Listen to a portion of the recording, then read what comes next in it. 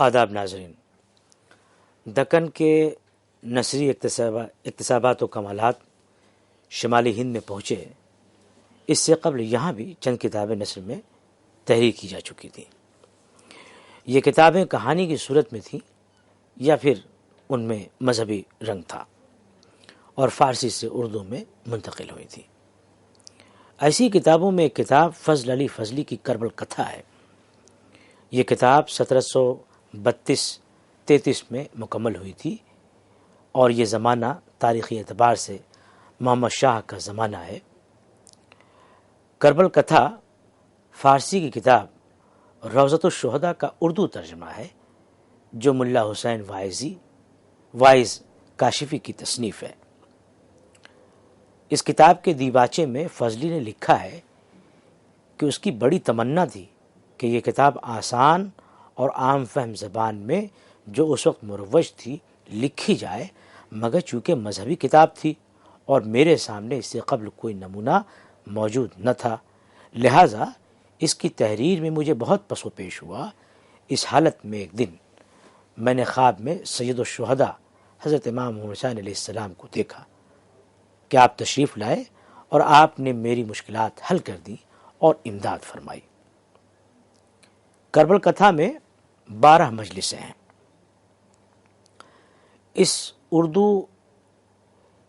یہ جو کتاب ہے کربل کتھا، اسے آپ اردو نثر کی کامل کتاب نہیں کہہ سکتے، لیکن اس سے آپ کو یہ پتہ چلے گا کہ اس زمانے میں جو رائج ہے نثر وہ کس طرح کی، یعنی اس کا ایک طرح سے بہترین نمونہ نثر کا کہہ سکتے ہیں کہ اس کتاب میں ہمیں ملتا ہے۔ یہ اس کی مثال ہم آگے ایک ساتھ دیں گے۔ اسی عہد میں ایک دوسری کتاب، یعنی اس کتاب کے بعد کربل کتھا کے بعد جو ہے مشہور کتاب ہے نو طرز مرصع۔ اس کتاب کو میر محمد عطا حسین خان تحسین نے قصہ چہار درویش سے اردو میں ترجمہ کیا تھا۔ ڈاکٹر نور الحسن ہاشمی نے داخلی شہادتوں کی بنیاد پر یہ نتیجہ اخذ کیا ہے کہ نو طرز مرصع کا جو زمانہ ہے وہ، یعنی کہ وہ کب لکھی گئی، وہ 1768 میں وہ شروع ہوئی اور آگے جا کر کے وہ مکمل ہے۔ تحسین جو تھے، یعنی نو طرز مرصع کے جو مصنف ہیں، وہ خوشنویس ہونے کے ساتھ ساتھ اچھے منشی بھی تھے۔ نو طرز مرصع کی زبان نہایت رنگین اور فارسی و عربی الفاظ سے بھری ہوئی ہے۔ غالباً یہی وجہ رہی ہوگی کہ گلکرسٹ نے قصہ چہار درویش کا جو ہے ایک دوسرا ترجمہ باغ و بہار کے نام سے سہل زبان میں، آسان زبان میں میرمن سے کرایا تھا۔ یہی عہد ہے جب محمد باقر آگاہ کی کتاب محبوب القلوب، شاہ مراد اللہ سنبھلی کی جو قرآن پاک کا 30واں پارہ ہے، پارہ ہم، اس کی تفسیر، شاہ رفیع الدین کا قرآن کا ترجمہ، اسی طرح سے شاہ عبد القادر نے جو قرآن کا ترجمہ کیا ہے اس کی مختصر تفسیر بھی بیان کی ہے۔ شاہ رفیع الدین نے قرآن کے ترجمے کے ساتھ تفسیر رفیع بھی پیش کی ہے، وہ بول کر کے لکھوائی تھی۔ تو ان کی نثر اور طرز بیان میں جوش ہے، یعنی شاہ رفیع الدین کے اسلوب سادہ و رواں ہے اور عام بول چال کی زبان خطیبانہ ہے۔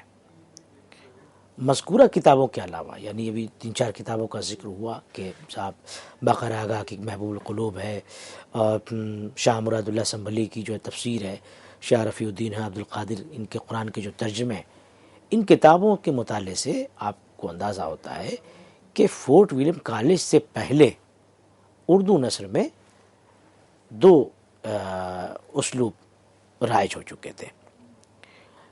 ایک اسلوب تو وہ تھا جس پر فارسی کے اثرات ہمیں نظر آتے ہیں، اور دوسرا اسلوب وہ تھا، فارسی کے اثرات ہیں اور اس فارسی کے اثرات میں کیا کیا چیزیں ہیں کہ استعارات ہیں، فارسی تراکیب ہیں، قافیوں کا التزام ہے اور شاعرانہ انداز بیان سے کام لیا گیا ہے۔ یعنی عبارت میں رنگینی پیدا کرنے کے لیے شاعرانہ انداز بیان، قافیوں کا التزام، یہ ساری باتیں اس میں ملتی ہیں۔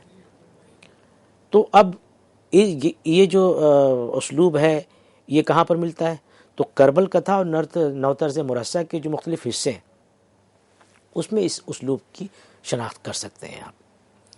اور دوسرا اسلوب جو اس عہد میں یعنی کہ فورٹ ولیم کالج سے پہلے جو اردو نثر ہے اور اس کے جو دو اسلوب ہیں، اس میں ایک اسلوب تو وہ ہو گیا جو نوطرز مرصع اور کربل کتھا کا ہے، جس میں استعارات اور فارسی تراکیب اور قافیوں کے التزام کا ہے اور شاعرانہ انداز بیان ہے، اور دوسرا اسلوب جو ہے بات کو آسان کہنے کا، آسان زبان میں پیش کرنے کا ہے۔ اس اسلوب کی جو نمائندگی کتابیں کرتی ہیں وہ کتابیں ہیں قصہ مہر افروز و دلبر ہے، تفسیر مرادیہ ہے، نو آئین ہندی ہے، اور اسی طرح سے محمد باقر آگاہ کے جو نثری دیباچے ہیں جو انہوں نے اپنے شاعری یا اس پہ کلام پہ لکھے ہیں، اور پھر شاہ عالم ثانی کی جو کتاب جو داستان ہے عجائب القصص، ان کتابوں میں آپ دیکھیں گے کہ آسان زبان استعمال کی گئی ہے، سادہ زبان استعمال کی گئی ہے، یعنی جو ایک ترسیل کے مقصد سے زبان استعمال کی جاتی ہے، جس کا مقصد ہوتا ہے کہ بات کو پہنچایا جائے، یعنی کہ ادبیت زیادہ پیدا نہ کی جائے، بات کو پہنچانا اس کا مقصد ہوتا ہے، خاص مقصد ہوتا ہے۔ تو یہ جتنی تصانیف جن کا میں نے ابھی ذکر کیا، یہ اس بات کی گواہ ہیں کہ اردو نثر مقاصد کے اظہار اور ان کے بیان کی اہل ہو گئی تھی۔ ڈاکٹر جمیل جالبی نے 18ویں صدی کی نثر کو موضوع کے اعتبار سے 4 حصوں میں تقسیم کیا ہے۔ وہ کون کون سے حصے ہیں؟ ایک حصہ انہوں نے بنایا تنقیدی و علمی نثر کا، یعنی ایسی نثری تحریریں جن میں تنقید یعنی کہ کسی فن پارے کے حسن و قبح کا بیان ہو، اس کے معائب اور محاسن کا ذکر ہو، یا پھر کسی علمی موضوع پر وہ گفتگو کی گئی ہو، ایک ایسی نثر۔ دوسری نثر جو قسم بتائی انہوں نے موضوع کے اعتبار سے مذہبی نثر ہے، اس میں اخلاق، کردار اور کہنا چاہیے کہ مذہبی تصانیف ساری آ جائیں گی۔ اس میں قرآن کے ترجمے، اس میں بائبل کا ترجمہ، بھگوت گیتا کا ترجمہ، مختلف مذاہب کی کتابوں کے جو تراجم یعنی کہ مذہبی جو نثر ہے۔ اسی طرح سے تاریخی نثر، اور چوتھی جو قسم بتائی وہ افسانوی نثر، یعنی جو افسانے لکھے گئے ہیں وہ کس نثر میں ہے۔ تو یہ 4 طرح کی نثر کی شناخت کی ہے جمیل جالبی نے 18ویں صدی میں، اور باعتبار موضوع یہ ان کی شناخت ہے۔ تو تنقیدی اور علمی نثر کے ذیل میں وہ کون تحریر آتی ہیں؟ جیسا کہ میں نے ابھی بتایا آپ سے کہ دیباچوں میں، مقدمات میں جو تحریریں ہیں، اور شعراء نے جو اپنے دواوین پر جو تحریریں لکھی ہیں۔ اب دیکھیے کہ جیسے سودا نے اپنی جو مثنوی ہے سبیل ہدایت، اس پر جو دیباچہ لکھا ہے، اسی طرح سے عبد الولی عزلت کے اردو دیوان کا دیباچہ ہے، پدماوت پر غلام علی عشرت کا جو دیباچہ ہے وغیرہ، یہ جو دیباچے ہیں یہ اسی ذیل میں آتے ہیں، یعنی کہ تنقیدی اور علمی نثر کے ذیل میں آئیں گے۔ اب یہ بھی یاد رکھیے کہ یہ جو عہد ہے 18ویں صدی، یہ مذہبی تحریکوں کے احیاء کا بھی دور ہے، ان کے ریوائول کا بھی زمانہ ہے یہی۔ تو چونکہ اردو رابطے کی زبان بن چکی تھی، اس لیے بلا تفریق سارے مذاہب کے لوگوں نے اپنے مذہب کی تبلیغ اور اشاعت کے لیے کتابیں لکھی ہیں اور نثر کا سہارا لیا ہے۔ تو فضل علی فضلی کا بھی ذکر ہوا کہ روضۃ الشہداء کا انہوں نے ترجمہ کیا جو کربل کتھا کے نام سے۔ روضۃ الشہداء وہ ملا حسین باعث کاشفی کی تصنیف ہے، کربل کتھا کے نام سے اردو کا قالب پہنایا۔ اسی طرح سے آپ آگے بڑھیں، معین الدین حسین علی ہیں، انہوں نے تصوف کی کتاب فارسی میں تھی جامع جہاں نما، اس کو اپنے الفاظ میں نثر میں تحریر کیا، تو وہ بھی مذہبی کتاب ہے، تو یہ بھی مذہبی نثر ہے۔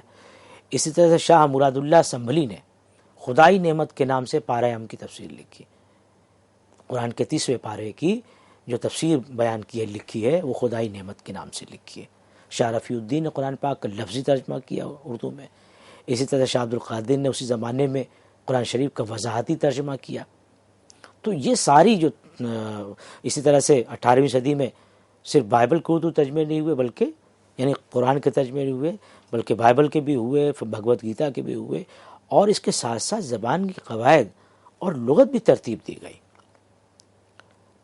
اردو زبان سیکھنے کے لیے حاکموں نے منشی ملازم رکھے اور ان سے آسان زبان میں کتابیں تصنیف کروائیں۔ 1780 میں مول رام نے بھگوت گیتا کی فرزانگی، اس میں جو عقل و دانش کی باتیں ہیں، جو اس میں وزڈم کی باتیں ہیں، اس کو اردو زبان میں لکھا۔ رستم علی بجنوری نے اقتباسات تاریخ ایک انگریز شاگرد کی فرمائش پر قصہ و احوال روہیلہ کے نام سے اردو میں قلم بند کی۔ تو یہ وہ مذہبی نثر بھی ہو گئی اس میں، ٹھیک ہے، اس میں، اور وہ تاریخی نثر بھی اس میں ذکر آ گیا دونوں کا۔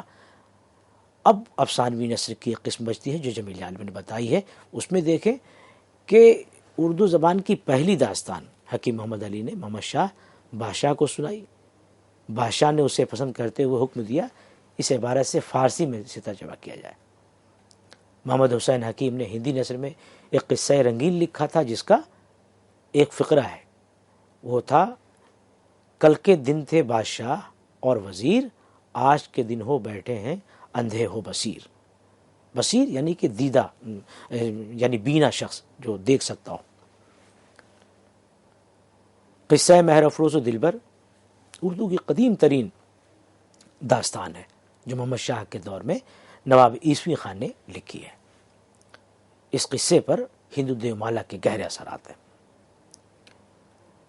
نو طرز مرصع ابھی ذکر ہوا اس کتاب کا، یہ وہ تصنیف ہے جس میں انشا پردازی کے فن کو داستان نویسی میں بروئے کار لایا گیا ہے۔ شاہ عالم ثانی نے عجائب القصص میں آسان اور عام فہم نثر لکھی ہے۔ شاہ حسین حقیقت نے جذب عشق کو فارسی سے اردو میں ڈالا ہے، جس میں ایک عشقیہ واقعہ بیان کیا گیا ہے۔ تو یہ ساری جو تصنیفات تھیں، ان تصنیفات کو جو موضوع کے اعتبار سے جمیل جالبی نے 4 قسمیں بیان کی نثر کی 18ویں صدی میں، ان تمام ذیلوں میں آپ انہیں رکھ سکتے ہیں، ان 4 خانوں میں ان تصانیف کو رکھ سکتے ہیں۔ یہ بات دلچسپی سے خالی نہیں کہ دوسری زبانوں کی طرح اردو کی ابتدائی نثر بھی شاعرانہ رنگ ڈھنگ رکھتی ہے۔ اس میں آپ دیکھیں کہ مقفع و مسجع نثر کی مدد سے شاعرانہ انداز اپنایا گیا ہے اور شاعرانہ رنگینی پیدا کرنے کی ایک شعوری کوشش ہمیں ملتی ہے۔ آپ جعفر زٹلی کو دیکھیں کہ فارسی نثر لکھی ہے لیکن اس میں اردو کہاوتیں شامل کی ہیں، اس کا جو انداز ہے وہ ہجویہ ہے، مزے کا خیز ہے۔ سید برکت اللہ عشقی نے اردو کہاوتوں کو معرفت و حقیقت کے اسرار بیان کرنے کے لیے استعمال کیا۔ ان کو پڑھ کر کے جو اس جو کنسرن جو زمانہ ہے اس کے لسانی شعور کا، اس زمانے میں لسانی شعور کس طرح کا تھا، اس کے متعلق ہمیں پتہ چلتا ہے۔ فارسی رسالہ جو ہے، فارسی رسالہ اودات ہندی میں مستقل چند اردو کہاوتیں ہیں اور ضرب الامثال ہیں۔ تو جو فارسی رسالہ ہے اودات ہندی، اس میں جو ہیں اس کی کچھ مثالیں یہاں پہ میں آپ کو دیتا ہوں کہ دلی کی دل والی منہ چکنیاں پیٹ خالی، مارے بھٹیاری روے کوتوالی، ناچ یعنی امثال بھی ہیں کچھ، ناچ نہ جانو آگن ٹیڑھا، دھوبی کا کتا نہ گھر کا نہ گھاٹ کا، تالی دونوں ہاتھ باجے، ہاتھ کنگن کو آرسی کیا، وغیرہ وغیرہ۔ تو یہ کچھ مثالیں ہیں جو اودات ہندی میں، وہ فارسی رسالہ ہے لیکن اس میں ہندی یعنی اردو کی جو کہاوتیں ہیں جو رائج ہیں لوگوں کے درمیان، اس کو پیش کیا گیا ہے۔ اسی دور میں شعراء نے اپنے دواوین پر، ابھی ذکر ہوا کہ اس میں جو اردو میں جو دیباچے لکھے ہیں، تو سودا نے جو اپنی مثنوی لکھی تھی سبیل ہدایت، اس میں آپ دیکھیں کہ اردو میں دیباچہ لکھا ہے جو اردو نثر کے ابتدائی نقوش کے ضمن میں کافی اہم ہے۔ مطلب اس کی جو نثر ہے وہ بالکل الگ ہے۔ ابھی جب مثال جب ہوگی تو اسے غور سے دیکھیے گا کہ اس میں فرق کیا ہے۔ یہ جو ہم کہتے ہیں نا کہ فورٹ ولیم کالج سے پہلے ہمارے ہاں 2 اسلوب تھے نثر کے، تو اس کو اس ضمن میں، اس بحث میں اس کو فٹ کر کے دیکھنے کی ضرورت ہے کہ یہ صحیح معنوں میں یہ اس پہ پورا اترتا ہے یا نہیں اترتا ہے۔ سودا نے یہ دیباچہ کب لکھا تھا؟ جب انہیں شاعری کرتے ہوئے ایک زمانہ گزر گیا تھا، تقریباً 40 برس کا عرصہ گزر گیا تھا، تب انہوں نے یہ لکھا تھا۔ لیکن سودا کا جو انداز ہے کیا ہے، وہ عبارت آرائی کی طرف ان کا انداز مائل نظر آتا ہے۔ عبارت وہ قافیوں کا التزام خوب کیا ہے، اس میں جملوں میں وزن کا اہتمام بھی دکھائی دے گا آپ کو۔ اب وہیں پر آپ دیکھیے دوسری نثر یعنی کہ جو علمی اور تنقیدی نثر ہے دیباچوں میں، اس کی ایک دوسری مثال محمد باقر آگاہ کی جو تصانیف میں آپ دیکھیں گے، تو ان کا جو انداز ہے وہ عام فہم ہے اور سلیس ہے۔ تو یہ اس طرح کے جو دو اسلوب آپ کو نظر آئیں گے. تو یہ جو عہد ہے، اس عہد میں شمال کے نثر نگاروں میں سے بیشتر کے ہاں آپ دیکھیں گے کہ استعاروں اور فارسی طرز اضافت سے جملوں کو بوجھل بنانے کا، اسے پیچیدہ کرنے کا ایک عام رجحان ملتا ہے. یعنی خود کو یہ بتانا کہ آپ کچھ جانتے ہیں اور یہ کہ آپ اس پر قادر ہیں، یعنی اس طرح کی نثر لکھنے پر قادر ہیں، یہ پیغام دینا اور اس کے لیے یہ سارے اہتمامات کرنا، قافیوں کا التزام برتنا، وزن کا اہتمام کرنا، یہ ساری چیزیں ہوتی تھی. تو اس کا بھی ایک نمونہ ہے جو سودا کے ہاں نظر آئے گا آپ کو، لیکن باقر آگاہ کے ہاں آپ کو یہ چیز نہیں نظر آئے گی. ان کے دیباچوں کو پڑھ کر کے آپ اس کے ساتھ، جیسے غلام علی عشرت بریلوی ہیں، 1820 کا وہ دیباچہ پڑھی جو انہوں نے جو ہے پدماوت منظوم پر لکھا ہے، تو آپ کو یہ سمجھ میں آئے گا کہ نثر نویسی میں بھی جو اسالیب ہمارے سامنے وہ کتنے الگ ہیں. یعنی ایک وہی باقر آگاہ کی نثر ہے، وہ بالکل الگ ہے، اور دوسری یہ کہ جو علی عشرت جو ہے، غلام علی عشرت بریلوی ہیں، ان کی نثر ہے وہ بالکل الگ ہے، اور سودا کی بھی اس میں نثر ہے وہ بھی ذرا الگ ہے. تو اس سے ہمیں اس فرق کا اندازہ ہوگا جو تضاد دونوں کے درمیان ہے. تو اس سے سمجھ کر کے ایک نتیجے پر پہنچنے کی کوشش کرنی چاہیے. اور بہتر تفہیم تبھی ہوگی جب آپ دونوں کا موازنہ کریں گے. اس دور میں اردو میں تاریخ لکھنے کا بھی سلسلہ شروع ہوا ہے. مثلا فیروز شاہی کا اردو ترجمہ وارث علی ساکن شاہ جہاں آباد نے کیا.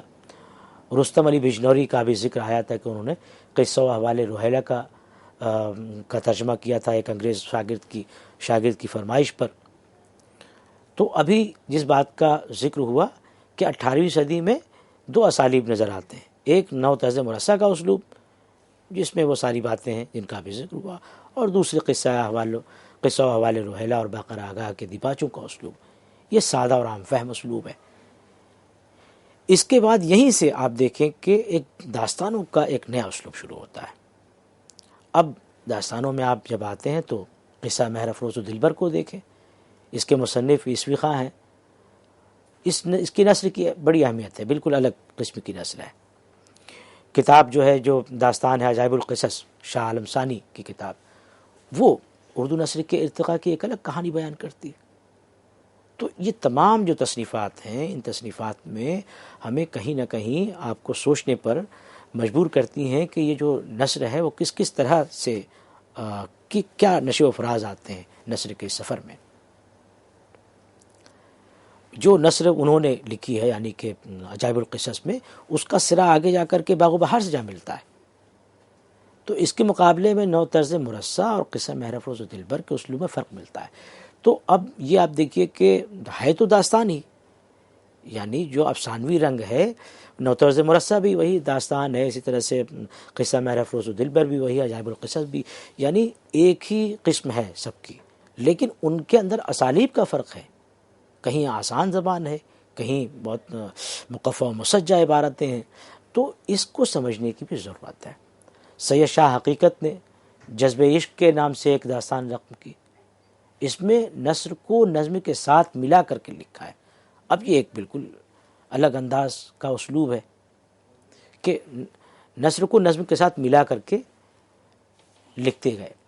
تو قصے کو پہلی مرتبہ سیدھے طور پر بیان کیا گیا ہے، کیونکہ داستانوں میں آپ دیکھیں گے کہ اس میں قصہ در قصہ کی تکنیک استعمال ہوتی ہے. ایک قصہ ختم ہوا، اس کی بھی دو تکنیک ہے. یعنی ایک قصہ شروع ہوا تو جب تک وہ قصہ مکمل نہیں ہو جاتا کوئی دوسرا قصہ شروع نہیں ہوگا، پھر اس سے آگے ایک دوسرا قصہ شروع ہوگا. اور قصہ در قصہ کا کیا ہے، ایک تکنیک وہ ہے کہ قصہ ایک شروع کیا آپ نے، ابھی وہ تکمیل کو پہنچا نہیں کہ اسی بیچ میں سے ایک دوسرا قصہ شروع ہو گیا. تو الف لیلہ میں آپ دیکھیے کہ اس میں بھی اس طرح کی تکنیک استعمال کی گئی ہے. ٹھیک ہے، تو قصہ در قصہ کی تکنیک داستانوں میں ملتی ہے، لیکن آپ یہ دیکھیں کہ یہاں پر یعنی کہ جذب عشق میں شاہ حقیقت نے کیا کیا ہے کہ سیدھے طور پر قصہ بیان کیا ہے. ٹھیک ہے، نثر میں اکثر قافیے کا التزام کیا انہوں نے. اور اس دور کے بعد آپ دیکھیں کہ فورٹ ولیم کالج کا دور شروع ہو جاتا ہے. اب فورٹ ولیم کالج کے دور کے لیے تو بالکل ایک الگ، یعنی کہ وہ پورا اتنی وقیع خدمت ہے اس کی. اس ادارے کی، پھر اس کے بعد دلی کالج کی اپنی خدمات ہیں، اور دونوں کے مقاصد الگ الگ ہیں۔ مطلب دونوں کے مقاصد ان معنوں میں کہ فورٹ ولیم کالج کا مقصد یہ تھا کہ بھائی جو وہاں سے انگریز افسر آتے ہیں ان کو اردو زبان سکھائی جائے تاکہ وہ یہاں افسری کر سکیں، تاکہ وہ رابطہ کر سکیں اور نظم و نسق صحیح سے سنبھال سکیں، یہاں کی تہذیب سے واقف ہو سکیں۔ فورٹ ولیم دلی کالج میں یہاں جو ہندوستانی تھے ان کو مغربی علوم سے واقف کرانا مقصد تھا، تو الگ الگ اداروں کی الگ الگ ضروریات تھیں۔ تو فورٹ ولیم کالج کے لیے ہمیں ایک الگ لیکچر کی ضرورت پڑے گی کہ اس میں کس طرح کی نثر فروغ پاتی ہے۔ تو بہرحال ابھی جو ہم نے اردو نثر کی گفتگو کی کہ اس کی ابتدائی صورت کیسی تھی شمال کے اندر، اس سے پہلے ہم نے دکن میں ایک طرح سے ہم نے دیکھا کہ صوفیہ کے ہاں کس طرح سے، صوفیہ کے علاوہ پھر ہم نے وجہی کی بڑی وقی کتاب کا ذکر کیا سبرس کا، کہ اس میں کس طرح کی نثر استعمال ہوئی ہے۔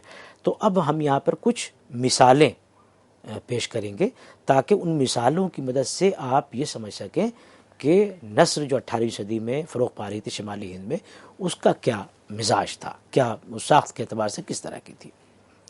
تو پہلی مثال عود ہندی سے جو کہ سید برکت اللہ عشقی کی تحریر ہے وہ پیش کرتا ہوں۔ کوٹ: فقیر حقیر برکت اللہ ولی حسینی واسطی بلگرامی مقیم مارہرا کہتا ہے کہ ہندی کی اکثر کہاوتیں عوام کی زبان سے سنی اور ان کے معنی و مفہوم کی سمجھنے کی کوشش میں مصروف رہا۔ جب دیکھا کہ رموز معارف اور ارشادات حقائق ان کے ظاہر ہوئے، ان امثال کی شرح وجدان و حال کے مطابق اس تصنیف میں لکھ دی۔ اب اس میں دیکھیے کہ مشکل الفاظ بھی ہیں اور اس کی تراکیب بھی استعمال ہے۔ اسی طرح سے آگے بڑھیے، دیوان ہے دیباچہ، اردو کا جو دیوان ہے اس پہ دیباچہ ہے عبد الولی عزلت کا۔ وہ لکھتے ہیں: اے سنسار کے کرنہار، اب خوبیاں ازل سے ابد تعین، مجھے ایسی آب ہی آپ ثابت نہیں کہ ہماری زبان قاصر، بیان تیری بڑائی کا حق ادا ہوتا ہے، اور اسے وہ جگ کے ایک کرتار، تیرا تنزہ ذات صفات الہا، دور باش عقلوں کا نہیں کہ جبریل اندیشے کا، تیری حریم قدس کے دور گردوں سے نسبت نزدیکی کی رکھتا ہو۔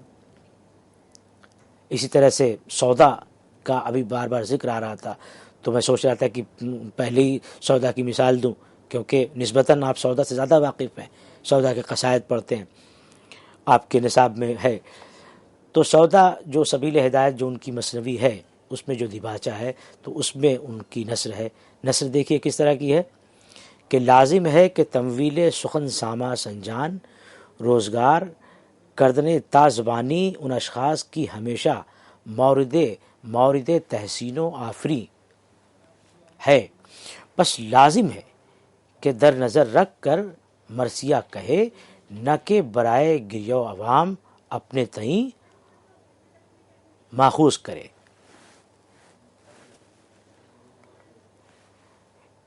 اب اسی طرح سے جو باقر آگاہ کا میں نے ذکر کیا کہ انہوں نے جو لکھا ہے وہ عام فہم ہے، تو اب دیکھیے کیسے عام فہم ہے۔